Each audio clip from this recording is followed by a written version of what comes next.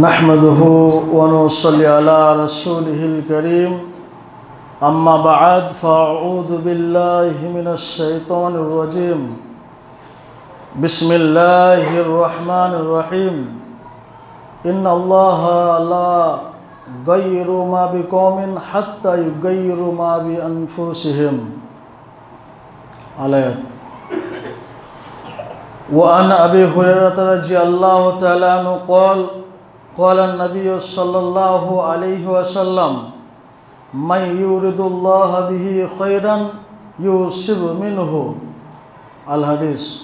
वान अब्दुल्लाह इब्न उमर रज़ियल्लाहु तआला अन्हु क़ाल नबी सल्लल्लाहु अलैहि वसल्लम कुन फिद दुनिया कअन्नका गरीबुन व आबिरु सबील। अल हदीस। শ্রদ্ধেয় সম্মানীয় বয়োজ্যেষ্ঠ বয়োকনিষ্ঠ ইসলাম দরদি ভাতৃবৃন্দু, প্রশংসা গুণগান গুণকীর্তন সেই মহান আল্লাহ পাক রব্বুল আলামিনের, যিনি শুধু আমাকে আপনাকে না সারা বিশ্বের বুকে যত জামে মসজিদ আছে সমস্ত মসজিদে মানুষকে একত্রিতভাবে সালাত আদায় করার তৌফিক এনায়েত করেছেন। তাই আমরা তার সংক্ষেপে প্রশংসা করে সকলে মিলে বলি আলহামদুলিল্লাহ।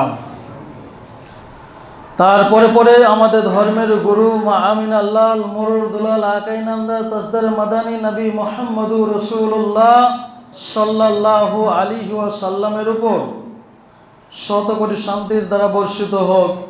আল্লাহুম্মা সাল্লি আলা আল্লাহুম্মা বারিক আলাইহি। প্রিয় ইসলাম দরদি ভাতৃবৃন্দু, আমি আপনাদের সামনে কোরআনুল কারীম থেকে একটি আয়াতের টুকরা পরিবেশন করেছি এবং নবী সাল্লাল্লাহু আলাইহি সাল্লামের গ্রন্থ আল হাদিস থেকে দুটি হাদিস পরিবেশন করেছি। সেই কোরআনের আয়াত এবং হাদিসকে সামনে রেখে আজকে জুমার খুতবার বক্তব্যের বিষয় হবে এনআরসি, সিএএ, এসআইআর কেন। এই সম্পর্কীয় আরো কয়েকটি কথা বলে আজকে জুমার খুতবা ইতি ঘটাবো। মা তৌফিক ইল্লা বিল্লাহ। বক্তব্য শুরুর আগে কয়েকটি কথা আপনাদের বলি।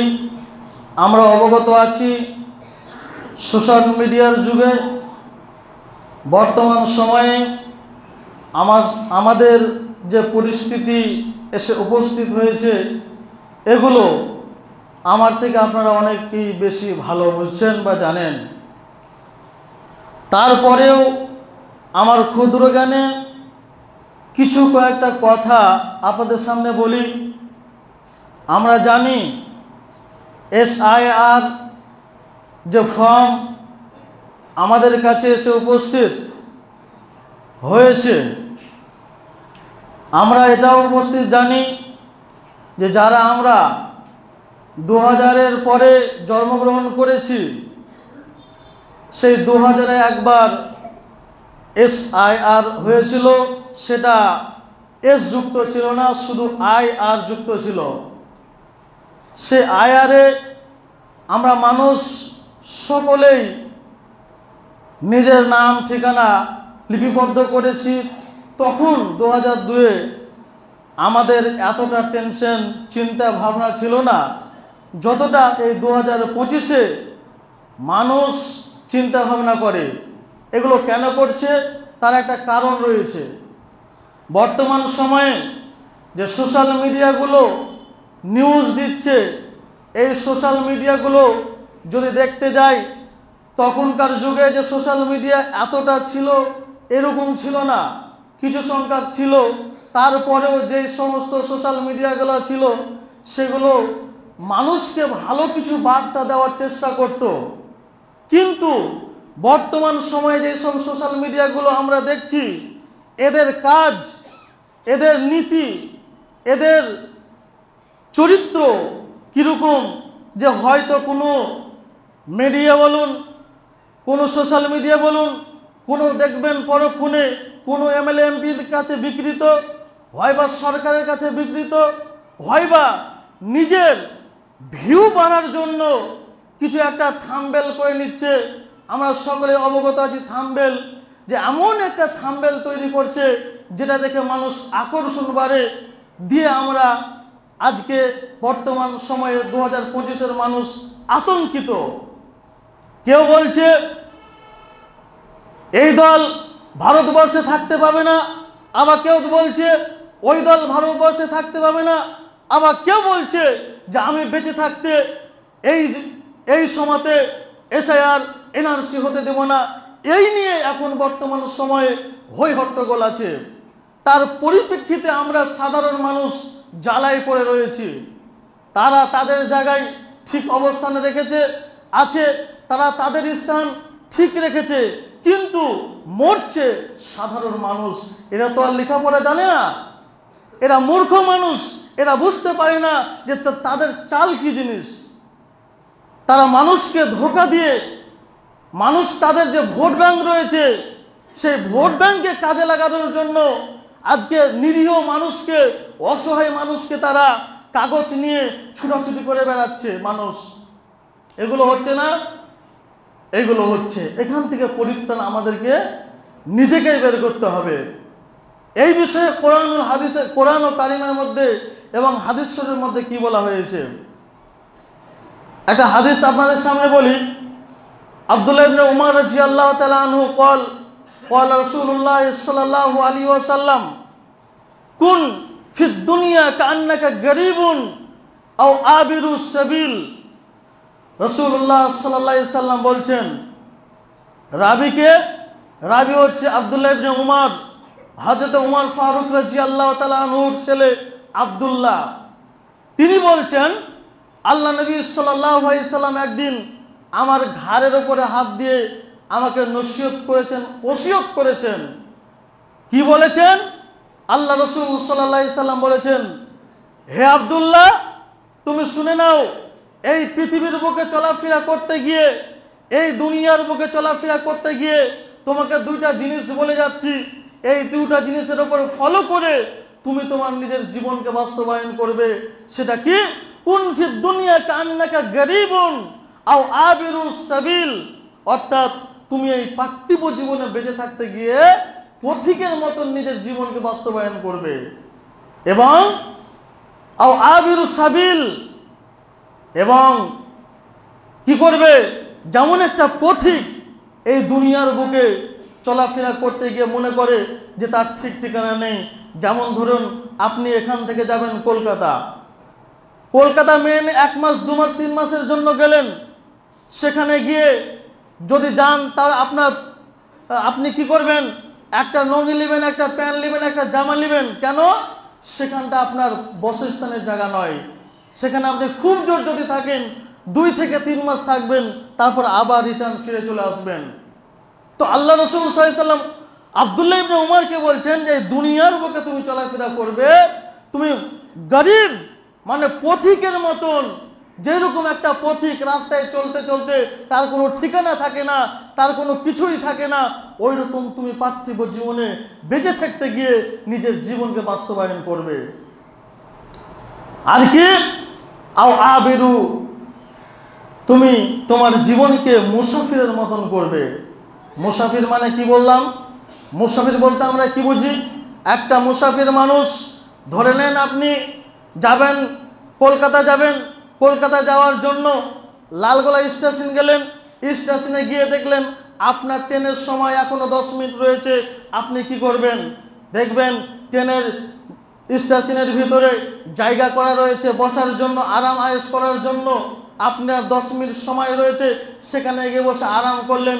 ঠিক টাইম হয়ে গেল, 9:20 বেজে গেল, আপনার ট্রেন ঠিক সময় মতো চলে গেল। আপনি সে স্থান থেকে উঠে ট্রেনের মধ্যে চলে আপনি আপনার গন্তব্যস্থলে চলে গেলেন। নবী করিম সাল্লাল্লাহু আলাইহি সাল্লাম বলছেন, ওই রকম মুসাফির যেরকম যে তার সফর করে করে বেড়ায়, যে তার কোনো ঠাই ঠিকানা থাকে না। আল্লাহ নবী সাল্লাল্লাহু আলাইহি সাল্লাম আব্দুল্লাহ ইবনে ওমরকে বলছেন, তুমি তোমার নিজের জীবনকে ওই রকমভাবে পরিচালিত করবে। এখান থেকে কি শিক্ষা আমরা পেলাম? আল্লাহ রসুল সাল্লাল্লাহু আলাইহি সাল্লামের হাদিস থেকে আমাদেরকে শিক্ষা গ্রহণ করতে হবে। আল্লাহ নবী সাল্লাল্লাহু আলাইহি সাল্লাম এখানে এটাই শেখাতে চেয়েছেন, এই পার্থিব জীবন, এই দুনিয়ার জীবন আমাদের স্থায়ী জীবন নয়। এই পার্থিব জীবনে বেঁচে থাকতে গেলে অনেক মানুষের অসুখ হবে, অনেক মানুষের বিপদ হবে, অনেক মানুষ বিপদে পড়বে, আর এটাই হচ্ছে দুনিয়া। আল্লাহ নবী সাল্লাল্লাহু আলাইহি সাল্লাম আব্দুল্লাহ ইবনে উমরকে এটাই বোঝাতে চাইছেন যে এর মানে এটাই যে এই দুনিয়া হচ্ছে ক্ষণস্থায়ী দুনিয়া। এই দুনিয়া এক জায়গায় থাকার জন্য নয়, এই দুনিয়া ক্ষণস্থায়ী। এই দুনিয়া ছেড়ে তোমাকে পরলৌকিক জীবনে গমন করতে হবে। তাহলে আমাদের ভয় কিসের? আমরা যদি সত্যিকারের মুসলিম হই, আমরা যদি সত্যিকারের মুত্তাকি হই, আরেকটি হাদিসে আল্লাহ রাসূল সাল্লাল্লাহু আলাইহি সাল্লাম বলছেন, ওয়ান আবি হুরায়রা রাদিয়াল্লাহু তাআলা আনহু قال قال রাসূলুল্লাহ সাল্লাল্লাহু আলাইহি সাল্লাম মাই ইউরিদুল্লাহু বিহি খায়রান ইউসিব মিনহু। আল্লাহ রাসূল সাল্লাল্লাহু আলাইহি সাল্লাম বলছেন যে আল্লাহ পাক রব্বুল আলামিন এই দুনিয়ার বুকে যাকে বেশি ভালোবাসে, এই দুনিয়ার বুকে আল্লাহ রাব্বুল আলামিন যাকে বেশি আদর করে, তাকে দুনিয়ার বুকে বেশি বিপদে ফেলে। আপনি কি করবেন? আপনি ভাবছেন যে আমার সামনে বিপদ এসেছে, আমি হই হট্টগোল করে বেড়াবো, এটাই না। যদি আমরা আসলেই আল্লাহর পিয়ারা বান্দা হই, যদি আমরা আসলেই আল্লাহ রাব্বুল আলামিন আমাদেরকে ভালোবাসেন, তাহলে আল্লাহ রাব্বুল আলামিন আমাদেরকে পার্থিব জীবনে অসুখ দিবে বড় বড়। আল্লাহ পাক রব্বুল আলামিন আমাদেরকে পার্থিব জীবনে এমন বিপদ এনে দিবে, যেই বিপদ আপনি কোনোদিনও শুনেননি, যেই বিপদ আপনার পরিকল্পনার বাইরে। আপনি ভাবিয়েন না যে এই বিপদগুলো এমনি এমনি এসেছে। এনআরসি, সিএ, এসআইআর কেন হলো একটু পরে আপনাকে বলছি। এর কারণ কোরআনুল কারীমের মধ্যে লিপিবদ্ধ করা রয়েছে, সূরা মুমতাহিনার মধ্যে। যেটা বলছিলাম যে আমাদের চিন্তার কোনো কারণ নাই, আমরা কোনো চিন্তা করব না। আমরা কোনো মানুষের প্রলোভনে পড়ে, কোনো মানুষের দিকে তাকিয়ে আমরা কি করব না, নিজের জীবনকে অসহায়ের পথে ছেড়ে দেব না। আর কয়েকটি কথা বলে আমার মেন বিষয়ের দিকে আপনার সামনে এগিয়ে যাব। সেই কথাগুলো হচ্ছে এই যে বর্তমানে এসআইআর নিয়ে যে আমরা মানুষ, গরিব মানুষ, অসহায় মানুষ আতঙ্কিত, এর আতঙ্কিত হওয়ার কোনো কিছুই নেই। কেননা যারা এখানে 2002 সালের মানুষ বসে আছে, তারা বুঝেছে যে কি কি লাগবে। আমার থেকে আপনারা বেশি বুঝেন, বেশি জানেন, আপনারা বেশি নেট দুনিয়ায় মগ্ন রয়েছেন, জানেন কি কি ডকুমেন্টস লাগবে। আরে যার 2002 সালে নিজের নাম থাকবে, তার তো কোনো টেনশন হওয়ার কথা নাই। আরে সরকার এটা নিয়ম করে দিয়েছে যে যার 2002 এর নাম আছে তার কোনো চিন্তা নেই। একটা জিনিস আমাদেরকে মনে রাখতে হবে, সেদিন শুনছিলাম যে আমরা যখন ফর্ম ফিল আপটা করবো, একটু বুঝে শুনে ফর্ম ফিল আপ করতে হবে। সরকারের নিয়ম কি জানেন? এগুলো যদি মানুষকে বলে দেয়, আসল কথা তো তার মানুষকে বলে না। আজকে আমরা যাদেরকে নেতা মন্ত্রী বানিয়েছি, আজকে আমরা যাদেরকে দায়িত্ব দিয়েছি, তারা তাদের টাকা পয়সা খেয়ে খেয়ে এমন হয়ে গেছে যে মানুষের কাছে সত্য খবরগুলোকে প্রকাশ করে না। আসল কথা হচ্ছে এই যে আপনার এই যে এসআইআর এর ফর্ম দুটো আপনার লাগবে, দুটোতে একটা আপনার ফর্ম ফিল আপ করে দিবেন, আর একটা যেই বিওলো আপনার, সেই বিওলোর সই করে আপনার কাছে রাখবেন। তার কারণ এটা সরকারের নিয়ম। সে এই নিয়মটা কেন করেছে? যদি আপনার ভুলবশত আপনার কিনা আবার ফাইনাল লিস্টে নাম না আসে, তাহলে আপনি সেই বিওলোর নামে কেস করতে পারবেন। এটা সরকারি নিয়ম যে 2টা কপি আপনার কাছে থাকতে হবে। আর চিন্তা কোনো টেনশন নাই, কোনো চিন্তা আমাদের করতে হবে না। যাদের 2002 সালে এই গ্রামের মানুষ রয়েছেন, তাদের কোনো টেনশন নাই, কোনো চিন্তা নেই, তারা আপনার এমনিতে পাস। আর যাদের 2002 সালে, যেমন আমার 2002 সালের কিছু নাই, কার রয়েছে, আমার পিতার রয়েছে, আমার মার রয়েছে, আমারও কোনো অসুবিধা নাই। তার কারণ আমি তাদের হাত ধরে আমি ফর্মটা ফিল আপ করতে পারবো। মানুষ খামাখাই মানুষকে হ্যান টেনশন বানিয়ে দিয়ে, মানুষকে বলে দিয়ে মানুষকে বিপদের মধ্যে পড়ছে। মানুষ আজকে দেখবেন এই জেরক্সের দোকানগুলো তাদের ইনকাম করার জন্য অসহায় মানুষকে বলছে এই জেরক্স করতে হবে, ওই কাগজটা জেরক্স করতে হবে। না, কোনো জিনিস করতে হবে না, আপনাকে বলে দিচ্ছি। একটা জিনিস শুধু করবেন, 2002 সালের যে আপনার গার্জেন ছিল ওর ভোটার লিস্ট জেরক্স করে বাড়িতে রেখে দেবেন, আর কোনো কিছু দরকার নেই। তারপরেও আপনাকে বলি কয়েকটা কাগজ, আপনারা জানেন যে 11টা ডকুমেন্টসের কথা বলা হয়েছে, তার মধ্যে পাসপোর্ট রয়েছে। আপনারা যাদের পাসপোর্ট রয়েছে তাদের বেঁচে গেলেন এইসব কাগজগুলো। আবার যারা কত সহজ করে দিয়েছে, যারা এই যে আবাস যোজনার ঘর পেয়েছেন, এটাও একটা ডকুমেন্টস। যাদের নাম ভাবছেন যে আমার কিছু নেই, 2002 সালের আমার কোনো ডকুমেন্টসে নেই, আমার কিচ্ছু নেই, তারাও কি ভয় ভাগ থাকছেন? না, তাদেরও কোনো টেনশন নেই। অনেক মানুষ রয়েছে যারা এখন আমাদের সমাজে কি করছে, আবাস যোজনার ঘর অলরেডি পেয়ে নিয়েছে। এই আবাস যোজনার ঘরের এটা একটা ডকুমেন্টস, ওই 11টা ডকুমেন্টসের মধ্যে পাসপোর্ট একটা ডকুমেন্টস। তারপরে যারা আমরা চাকরিজীবী, যাদের চাকরি পেনশন পাই, এটা একটা ডকুমেন্টস। মোট কথা হচ্ছে সবচাইতে বড় ডকুমেন্টস হচ্ছে যাদের এগুলো কিছু নেই, আমি আবাস যোজনার ঘর পাইনি, আমার পাসপোর্ট নাই, আমার কিনা কিছু নাই, তারপরে আপনার কোনো টেনশন নাই। কেন জানেন?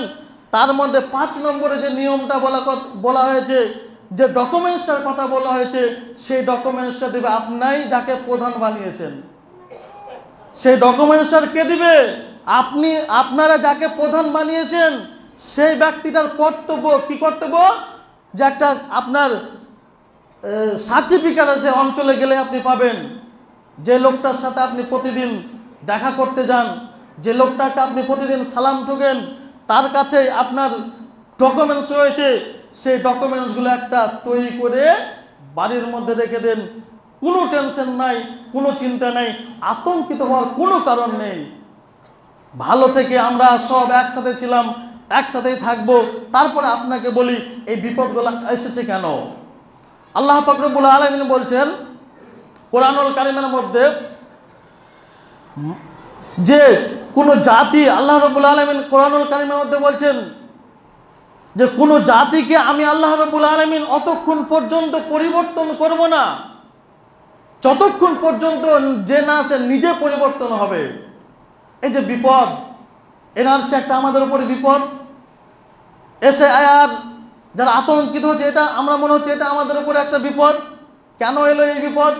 আজকে যে আমাদের উপরে জালেম শাসক রয়েছে, এটা একটা আমাদের উপরে বিপদ। কেন বিপদ? আল্লাহ ওটাই কোরআনের মধ্যে বলছেন যে ইন্নাল্লাহা লা ইউগাইয়িরু বিকওমিন হাত্তা ইউগাইয়িরু মা বিআনফুসিহিম, যে ওই জাতিকে আমি ততক্ষণ পর্যন্ত হেদায়েত দিব না, সোজা রাস্তা দেখাবো না, যতক্ষণ পর্যন্ত সে নিজেই না বুঝতে পারবে যে আমি অন্যায়কারী। কথা বুঝতে পারলেন? আল্লাহর এটা কথা। এবার আপনাকে বলি, আপনি কি আজ ভেবেছেন কোনোদিনও যে আপনি নিজে একটা অন্যায়কারী? আপনার ছেলে নামাজ পড়ে না, আপনার কিনা স্ত্রী বেহায়ার মতন রাস্তাঘাটে চলাফেরা করে বেড়াচ্ছে, আপনার সংসার ঠিক মতো চলে না, আপনার গার্জেন হয়ে আছেন, আপনার ছেলে মেয়ে অবৈধ মেলামেশায় লিপ্ত রয়েছে, এগুলো কি অন্যায় নয়? এগুলো পরিবর্তন করার কার দায়িত্ব? আপনি মোট কথা হচ্ছে আপনার ছেলেটা যে নামাজ পড়ে না, মুখে দাড়ি ছাড়ে না, এটা কার দায়িত্ব? আল্লাহ এসে আপনাকে করাবে? আল্লাহ ওটাই বলতে চাইছেন ইন্নাল্লাহা লা ইউগাইয়িরু বিকওমিন, আল্লাহ অতক্ষণ পর্যন্ত ওই জাতিকে, ওই কওমকে, ওই মানুষকে পরিবর্তন করবে না হাত্তা ইউগাইয়িরু বিকওমিন আনফুসিহিম, যতক্ষণ পর্যন্ত তারা নিজেরাই পরিবর্তন না হবে। সম্মানিত ইসলাম দরদি ভাতৃবৃন্দ, আপনাকে বলি যে আমাদের যে বিপদ আপদ এইগুলো আসে শুধু আমাদেরই চরিত্র দোষ থেকে আসে, আমাদেরই স্বভাবের দোষ থেকে আসে। আজকে আমরা নামাজ পড়ছি, মানুষের জমি জায়গা নিয়ে আপনাকে ওই মানুষকে অসহায় বানিয়ে দিই। আজকে আমরা নামাজ পড়ি তাও মানুষের গীবত করি, আজকে আমরা নামাজ পড়ি তাও মানুষের সম্মান নিয়ে ছিনিমিনি করি, এগুলো আমাদের মধ্যে অগ্রহ হয়ে আছে। এবার আসি আমার বক্তব্যের মূল বিষয় যে এইগুলো কেন হলো, এনআরসি এসআইআর কেন হলো? আল্লাহ পাক রব্বুল আলামিন সূরা মুমতাহিনার মধ্যে বলছেন, আল্লাহ রাব্বুল আলামিন সূরা বলছেন কি, আউযু বিল্লাহি মিনাশ বিসমিল্লাহির রহমানির রহিম, লা ইয়ানহাকুমুল্লাহু আনিল লাযিনা লাম ইউকাতিলুকুম ফিদ-দীনি ওয়া লাম ইখরিজুকুম মিন দিয়ারিকুম আন তাবাররুহুম ওয়া তুকসিতু ইলাইহিম ইন্নাল্লাহা ইউহিব্বুল মুকসিতিন। আল্লাহ রাব্বুল আলামিন বলছেন যে তাদের সাথে তোমরা বন্ধুত্ব বা শত্রুত্ব করিও না, যারা কি করে তোমাদের বিরুদ্ধে কোনোদিন আসেনি, তোমাদের সাথে যুদ্ধ কোনোদিন করেনি, তোমাদেরকে দেশ থেকে বিতাড়িত করেনি, বা ইসলামকে যারা মিটিয়ে দিতে চায়, ইসলামকে যারা শেষ করে দিতে চায়, তাদেরকে সাহায্য করেনি, ওই সমস্ত ব্যক্তিদের উপরে কি করো না, তোমরা রাগিও না, তোমরা তাদেরকে ভালোবাসো। এখান থেকে একটা জিনিস আমাদেরকে বুঝতে হবে, কোন শ্রেণীর মানুষকে বললেন? আসমা রাদিয়াল্লাহু তাআলা আনহা, আমরা সকলে জানি হযরত আবু বকর সিদ্দিক রাদিয়াল্লাহু তাআলা আনহুর দ্বিতীয় পক্ষের মেয়ে আসমা রাদিয়াল্লাহু তাআলা আনহা, তার সৎ মা, তার মা ছিল বেদুইন মুশরিক। সে তাকে দেখাশোনা করত, তাকে দেখাশোনা করার জন্য তাদের বাড়িতে আসতো। এই কথাটা আসমা রাদিয়াল্লাহু তাআলা আনহা আল্লাহর নবীকে নালিশ করলেন যে আল্লাহর নবী, আমার মা হচ্ছে বেধর্মী, আমার মা ইসলাম কবুল করেনি, তারপরেও সে আমার সাথে মিলামেশা করতে আসছে, আমাকে খেতে দিচ্ছে, আমাকে টাকা পয়সা দিচ্ছে, তো এগুলো কি বৈধ হবে, জায়েজ হবে, বা আমি কি তাকে সম্মান করব, তাকে সম্মানের স্থানে রাখবো? আল্লাহ নবী সাল্লাল্লাহু আলাইহি সাল্লাম বলছেন, অবশ্যই তুমি তাকে সম্মানের অবস্থায় রাখো, অবশ্যই তাকে তুমি সম্মান করো। কেন? তোমার মা এখন পর্যন্ত ইসলামের কোনো ক্ষতি করেনি, তুমি যে ইসলামের মধ্যে এসেছো, তোমার মা ইসলামে যারা ক্ষতি করছে তাদেরকে সাহায্যও করেনি, ওই জন্য তুমি কি করো, তাকে ভালোবাসো। আর এখনো অনেক মানুষ রয়েছে বেদুইন বেধর্মী, যারা ইসলাম, যারা এগুলো মানে না, যারা ইসলামের কথা মানে না, তারপরেও মানুষকে ভালোবাসে, সে ভালো করতে ইচ্ছে করে। আমরা তাদের উপর রাখলে হবে না, কাদের উপর রাখতে হবে? ইন্নামা ইয়ানহাকুমুল্লাহু আনিল্লাযিনা কাতালাকুম ফিদ-দীনি ওয়া আখরাজু মিন দিয়ারিকুম ওয়া দারু আলা ইখরাজিকুম আন তাওয়াল্লাহুম ওয়া মান ইয়াতাওয়াল্লাহুম ফাউলাইকা হুমুজ জালিমিন। আল্লাহ পাক রব্বুল আলামিন বলছেন যে যারা, কাদের সাথে তোমরা বন্ধু গ্রহণ করবে না? যারা কিনা তোমাদেরকে কি করে, ইসলামের কাজকর্ম করতে নিষেধ করে, তোমাদেরকে ইসলামের আইন মানতে বাধা প্রদান করে, তোমাদেরকে দিনের ব্যাপারে কি করে, যুদ্ধ করেছে, তোমাদের স্বদেশ থেকে, তোমাদের দেশ থেকে তাড়িয়ে দিয়েছে, এবং যারা এই সমস্ত খারাপ কাজগুলো করেছে, তাদেরকে যারা সহযোগিতা করেছে, তাদের সাথে তোমরা কি করিও না, বন্ধু করিও না, তাদেরকে তোমরা আপন বলে মেনে নিও না, তাদেরকে তোমরা কাছে টেনে নিও না। এবার আপনাকে বলি, আজকে আমাদের সমাজে, আজকে আমাদের দেশে বলুন হোক, গোটা পৃথিবীর মধ্যে বলুন হোক, কোন কোন মানুষগুলো রয়েছে যারা মুসলিমকে, ইসলামকে মিটিয়ে দিতে চায়, যারা ইসলাম ধর্মটাকে তছনছ করে দিতে চায়, সেই সমস্ত মানুষের সহযোগিতা কারা করে? কারা করে? আপনি আমি মুসলমানেরাই তাদের সহযোগিতা করি, করে না? আজকে যদি আপনাকে বলি, আজকে বর্তমান সময়ে যদি আমরা মুসলমান এক প্ল্যাটফর্মে থাকতাম, এক জায়গায় থাকতাম, এক হয়ে থাকতাম, তাহলে কারো সাহস ছিল না মুসলিমদের দিকে আঙুল তুলিয়ে মুসলিমদেরকে আঙুল দেখানোর জন্য।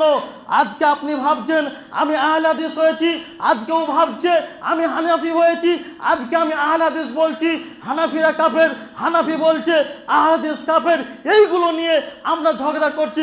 কিন্তু দেখবেন সেই শয়তানদের কাছে, সেই জুলুম শাসকের কাছে আমরা সকলেই মুসলমান। এগুলো নয়, আমরা সকলেই তার কাছে মুসলমান। আপনি নামাজ পড়েন না, তার কাছে মুসলমান। আপনি গাঁজার আড্ডা এখানে আছেন, তার কাছে মুসলমান। আপনি জেনার আড্ডা এখানে আছেন, তার কাছে মুসলমান। আমরা কি করি? শুধু নামের মুসলমান। এই আয়াতে এটাই বলতে চাইছেন, এনআরসি কিনা কেন হলো, সিএ কেন হলো, এই যে এসআইআর গেল কেন হচ্ছে, যে আমরা তাদেরকে সহযোগিতা করি। আজকে দুঃখ লাগে, বড় দুঃখ লাগে। আপনারা হয়তো সব অনেক মানুষ দেখেছেন সোশ্যাল মিডিয়ার মধ্যে, আজকে আমাদের জাতি, আজকে আমরা যাদেরকে নেতা বানিয়ে উপরে পাঠিয়েছি, সেই শয়তানেরা, কুলাঙ্গারেরা তারা পূজার মণ্ডপে গিয়ে তাদেরকে সব কিছু করে। আমরা ভাবছি কি যে কি আমি নির্বাচিত হয়েছি, আমি এমএলএ হয়েছি, এমপি হয়েছি, আমি কিনা জেলার সভাপতি হয়েছি, আমি গ্রামের প্রধান হয়েছি, আমি যদি বেদুনিয়ার সাথে না মিশি তাহলে হয়তো সামনে আবার ভোট দেবে না। এই আপনার আমার মেন্টালিটি, এগুলো নাই। এইগুলো হচ্ছে আমাদের তাদের সেই শয়তানদেরকে সহযোগিতা করা। আল্লাহ পাক রব্বুল আলামিন এই আয়াতে, সূরা মুমতাহানার এই আয়াতে এটাই বলতে চাইছেন যে যারা তাদেরকে সহযোগিতা করবে, যারা তাদেরকে কাছে টেনে নেবে, তারাও হচ্ছে ইসলামের দুশ্মন, ইসলামের আপনার বিরোধিতা করে। আপনি নিজেকে মুসলমান দাবি করলেন, আপনি কিছুদিন আগে ভাইরাল একটা হলো ফেসবুকে, দেখবেন একজন আলেম যাদেরকে আমরা প্রধান বক্তা করে নিয়ে আসি, শয়তানের মতন কাজ সে করলো। একজন আলেম, অথচ পূজার মণ্ডপে গিয়ে তার ক্ষমতাকে টিকানোর জন্য, তার ক্ষমতাকে বহাল রাখার জন্য পূজার মণ্ডপে গিয়ে সে শয়তান উদ্বোধন করলো। দুঃখের কথা নয়, আজকে ওই রকম মুসলমানগুলাকে দিয়ে, ওই ধরনের মুসলিম আলেমকে দিয়ে বলছে আলেম মুসলিমদের মধ্যে কোনো কিছুই নাই, সব চলে তাদের মধ্যে। আপনাকে বলি, যারা আমরা নিজে নিজে গলা ফাটিয়ে বেড়াই, চিল্লিয়ে বেড়াই যে আমি ইসলামিক দল করি, তাদেরকেও বলতে চাই, ইসলামিক দল শুধু মুখেই বললে হবে না, কাজেও করতে হবে। আজকে দেখতে পাবেন তাদেরকে যদি আপনি প্রশ্ন করেন যে মিটিং সেটিং করছে, নামাজের সময় হয়ে গেল, তারা কোনো নামাজের জন্য খেয়াল রাখে না, আগে তাদের মিটিং করে তারপরে নামাজ পড়তে যায়। আপনাকে বলি, আজ থেকে নিয়ে 1450 বছর পূর্বে যে সাহাবাদের জীবনটা দেখুন, তারা কত কষ্ট করে এই ইসলাম ধর্মটাকে নিয়ে এসেছে। তারা তো পারতো যে আগে যুদ্ধটা করে নি, তারপরে নামাজ পড়ো, পারতো না? পারতো না, তারা পারতো, কিন্তু তাদের ইমানি শক্তি দেখুন। নামাজের সময় হয়েছে, যুদ্ধ হচ্ছে, তারপরেও ঘেরাও করে দিল। 100টা থাকলে 50টা সাহাবী নামাজ পড়লো, 50টা সাহাবী কিলো তীর নিয়ে দাঁড়িয়ে থাকলো পাহারা দেওয়ার জন্য। আর আপনি বলছেন আমি ইসলামিক পার্টি করি? কিরকম ইসলামিক পার্টি যা আপনার নামাজের জন্য আপনাকে বাধা প্রদান করে? আর আরেকটা কথা বলি, যারা আজকে আমরা মুসলমান দাবি করি, যারা আজকে আমরা মুসলমান হয়ে এই পার্থিব জীবনে চলাফেরা করি, তাদেরকে একটা কথা এই কোরআনের পরিপ্রেক্ষিতে বলতে চাই, যে সমস্ত নেতাগুলো আজকে আমরা মুসলমানের নাম ধারী হয়ে হিন্দুত্ববাদের শয়তানদের সাথে কাজে লিপ্ত হয়ে তাদের সহযোগিতা করি, আপনাদেরকে বলতে চাই, আপনারাও কাল কিয়ামতের ময়দানে আল্লাহর কাছে ছাড় পাবেন না। আপনারাও কাল কিয়ামতের ময়দানে ওই শয়তান আপনার নেতার সাথে উঠবেন, ওই শয়তান যে অর্ডার করেছিল ওর সাথেই আপনাকে উঠতে হবে। সাবধান নেতা, এমএলএ, এমপি, সাবধান। আমরা নির্বাচিত করছি ভালো কিছু করার জন্য, কিন্তু তারা তাদের গদি টিকিয়ে রাখার জন্য, তাদের চেয়ার টিকিয়ে রাখার জন্য ঠিকই সব আমাদের বিরোধিতা কাজ করে। আপনাকে বেশি কিছু বলতে চাই না, আপনি নিজে নিজেই বুঝতে পারছেন যে কি বর্তমান সময়ে আমাদের দেশে কি রাজনীতি না খেলছে মানুষ, তার নেতা মন্ত্রীরা, আপনারা সকলেই বুঝতে পারছেন। আজকে যদি এসব কথাগুলো আলেম ওলামারা এই আপনার কিনা জুমার খুতবাতে আলোচনা করে, অনেক মানুষ আছে মৌলভী সাহেব বোকা, এরকম বলে না যে মৌলভী সাহেবের বুদ্ধি নাই বলে এই সব কথাগুলো বলে না। বুদ্ধি ঠিকই রাখে, আলেম ওলামারা বুদ্ধি ঠিকই রাখে, কিন্তু আপনার ভয়ে, আপনার চিন্তায় সে বলতে পারে না হক কথাটা। কেন? ওই যে হক কথা বড়ই তিতা, হক কথা বড়ই তিতা, হক কথা বড়ই তিতা, হক কথা বললে আপনার কি হবে? চুলকানি উঠবে, উঠে না? আজকে যদি একটা আলেম আজকে হক কথা বলে, আসরের সময় তাকে দেখতে পাবেন না, সে মসজিদ থেকে তাকে বিতাড়িত করে দিয়েছে। এগুলো আমাদের সমাজে অহরহ। একটা আলেম হক কথা বলার জন্য, আপনাকে অনেক আলেম দেখাবে যে হক কথা শুধু বলার জন্য একটা আলেমকে মসজিদ থেকে বের হতে হয়েছে। আপনারা সকলে চিনেন। একটা এই ঘটনা বলে আপনাকে খুতবা শেষ করে দেবো। একজন আলেম আমি চিনি, আপনারা সকলেই চিনেন, নাম বলে চিনে নেবেন। সে আলেমটা আমরা জানি যে বিবাহের যে টাকাগুলো পায়, যেটা বিবাহের টাকা বলি, সেই টাকাগুলো এক জায়গায় সে মসজিদে ছিল, সেই টাকাগুলো সর্দারেরা মিলে ভাগযোগ করে খেয়ে নিত। সেই কথাটা বলার জন্য সে আলেমকে মসজিদ থেকে বের হতে হয়েছে। কত বড় দুঃখের কথা বলুন তো। তাহলে আলেম সমাজ কি করবে এখানে? যেই হক কথা বলতে যাচ্ছে তার পিছনে মানুষ রই রই করে লেগে যাচ্ছে, তার পিছনে মানুষ বলছে এই আলেম আর রাখা যাবে না। যদি আপনি আপনার এই সাময়িক ক্ষমতার বলে আপনি বলছেন যে আলেম রাখা যাবে না, আপনি মরলেই দেখবেন আপনার অবস্থাটা কী হবে। আল্লাহ পাক রব্বুল আলামিনের কাছে দোয়া করি, হে আল্লাহ রব্বুল আলামিন এই জাতিকে সঠিক পথ দেখাও, এই জাতিকে সঠিক পথে পরিচালনা করাও। আল্লাহ তুমি আমাদের সকলকে তৌফিক দাও যেন আমরা সঠিক পথে চলতে পারি। হে আল্লাহ তুমি আমাদেরকে সঠিক পথে চলার তৌফিক দাও, সকলে আমিন। হে আল্লাহ রব্বুল আলামিন, আমরা যে অবস্থায় আছি খুব করণীয় অবস্থা আল্লাহ, এই অবস্থা থেকে আমাদেরকে আল্লাহ তুমি উদ্ধার করো, আমরা যাতে উদ্ধার হতে পারি এই তৌফিক আল্লাহ তুমি আমাদেরকে দিও, সকলে বলুন আমিন। আরেকবার কথা বলি যে SIR নিয়ে কোনো মানুষ মন খারাপ করবেন না, কোনো মানুষ চিন্তা ফিকির করবেন না। অবশ্যই আল্লাহ রাব্বুল আলামিন আমাদের সাথে আছেন।